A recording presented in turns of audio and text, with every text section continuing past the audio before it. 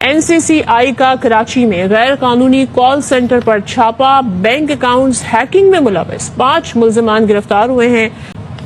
National cyber crime investigation agency Karachi ने DHA phase 6 में गैर कानूनी कॉल सेंटर पर छापा मारकर डिजिटल डकैतियों में मुलविस 5 मुल्जिमान को गिरफ्तार किया है।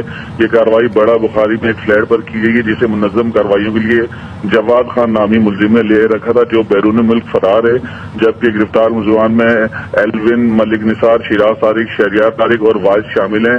Additional director NCCI Karachi Tariq Nawaz के मुताबिक इस फ्लैट से हैकिंग का मुनज़्ज़म नेटवर्क चलाया जा रहा था। मुल्जिमान बैरून मुल्क डिजिटल वारदातों में मुलविस है, जो बैरून मुल्क लोगों के बैंक अकाउंट हैक कर लेते थे और इन अकाउंट से अपने मुख्तलिफ अकाउंट में रकम ट्रांसफर करते थे।